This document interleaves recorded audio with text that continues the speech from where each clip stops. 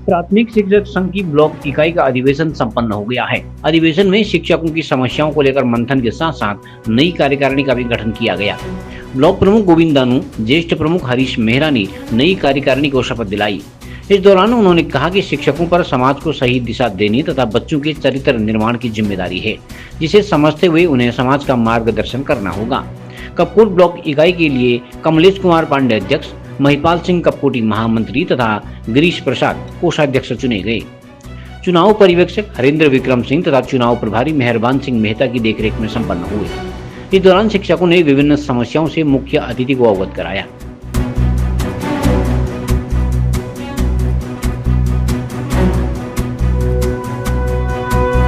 आज हमारे विकास खंड में उन्नयन गोष्ठी और त्रैवार्षिक अधिवेशन हो रहा है, जिसमें प्रथम सत्र में उन्नयन गोष्ठी होनी है, जिसमें हमारा विषय है कि दुर्गम क्षेत्र में शिक्षा को कैसे बढ़ाया जाए, कैसे शिक्षा को जो है आगे किया जाए। और हमारे द्वितीय सत्र में निर्वाचन का कार्यक्रम होगा।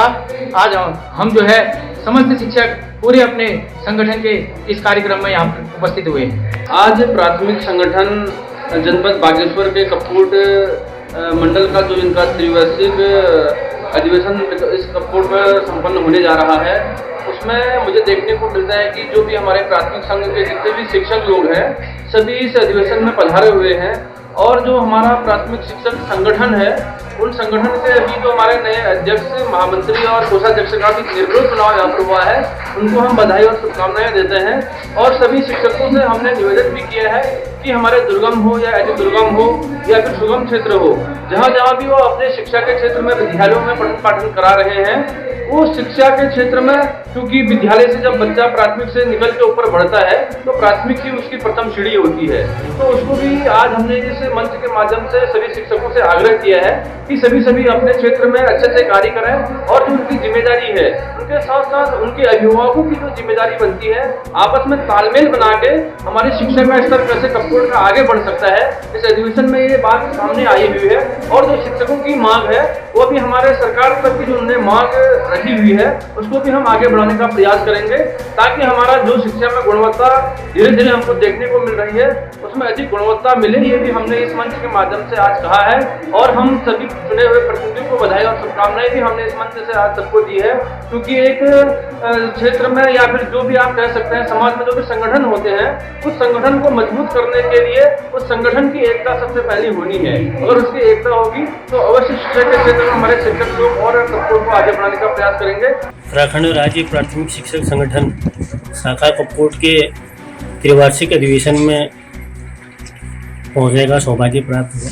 निश्चित रूप से आज के इस अधिवेशन में मुख्य अतिथि के रूप में माननीय ब्लॉक प्रमुख कपकोट आदरणीय श्री गोविंद सिंह दानू जी की उपस्थिति रही।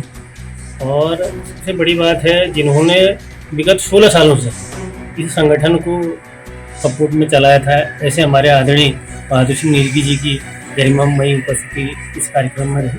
निश्चित रूप से इस प्रकार से आज शिक्षकों के साथ जो अधिवेशन में जो चीज़ें निकल के आई, वास्तव में कपकोट जैसे दूरस्थ क्षेत्र में आज स्कूलों में एक शिक्षक हैं जो 3 विषयों पर काम कर रहे हैं। निश्चित रूप से शिक्षा के क्षेत्र के लिए यह अच्छी बात नहीं है। और वास्तव में मैं सरकार से अपेक्षाएँ रखता हूँ कि जिस प्रकार से यदि किसी विद्यालय में एकल शिक्षक है, तो आसपास के 1-2 स्कूलों को आपस में मर्ज करके उनको चलाया जाए, जिससे कि हमारे आने वाली पीढ़ी को एक अच्छी शिक्षा, गुणवत्तापूर्ण शिक्षा मिल सके। और जिस प्रकार से आज सभी शिक्षकों ने, खासकर शिक्षक संगठन ने सरकार के सामने कुछ मांगे रखी हैं, जिसमें उनको यहाँ पर एक शिक्षक भवन कपकोट में मिलना चाहिए। दूर दराज से आदमी शिक्षक हमारे बरियाकोट से, नामती, चेताबगर से, माचकीर से शिक्षक पहुँचते हैं, और उनके लिए यहाँ पर भवन न होना, वो किराए के मकानों में, होटलों में रहते हैं। निश्चित रूप से आज की इस परिवेश में जब हम सब लोग कह रहे हैं कि माननीय विधायक कपकोट उप मुख्यमंत्री के तौर पर जाने जाते हैं, तो हम निश्चित रूप से उनसे अपेक्षा है कि यहाँ पर शिक्षकों की परेशानियों को देखते हुए एक शिक्षक भवन कपकोट में का निर्माण करा जाए, जिसमें उन लोगों को भी अपनी भवन होने का गर्व महसूस हो। और मैं आप सब लोगों से कहना भी चाहूँगा कि वास्तव में जिस प्रकार से आज अधिवेशन में शिक्षकों के अधिकार की बात हुई और शिक्षकों के कर्तव्य की बात हुई, निश्चित रूप से हम सब लोगों को कपूर में शिक्षा का स्तर कैसे उठे, इस पर भी हम सब लोगों को आज चिंतन मनन करने की जरूरत है।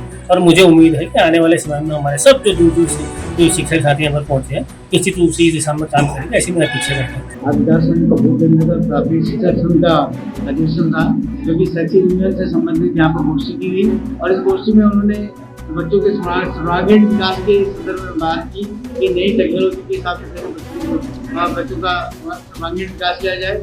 और दूसरी बात, जो नई टेक्नोलॉजी आ रही है उस टेक्नोलॉजी के हिसाब से जो यहाँ पर जो शिक्षकों की कमी है उसको दुरुस्त किया जाए। सरकार का मैं आभार व्यक्त करता हूँ। पिछली बार ही माननीय विधायक जी के प्रयासों से यहाँ पर 44 शिक्षक आए थे, जिन्होंने शिक्षकों की कमी वाली बात को सही रखा था।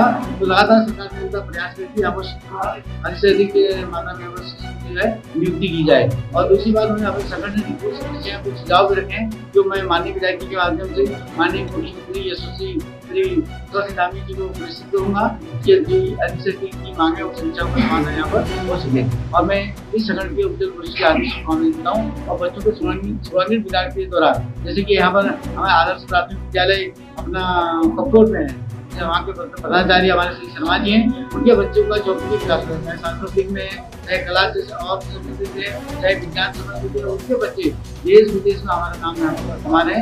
ऐसे ही सभी लोग उनसे आदर्श मानते हुए, प्रेरणा लेते हुए और अन्य विद्यालयों ऐसे ही विकसित करेंगे और ऐसा बच्चों का सर्वांगीण विकास करता हूँ। और इस संगठन के सभी लोगों को बहुत शुभकामनाएं।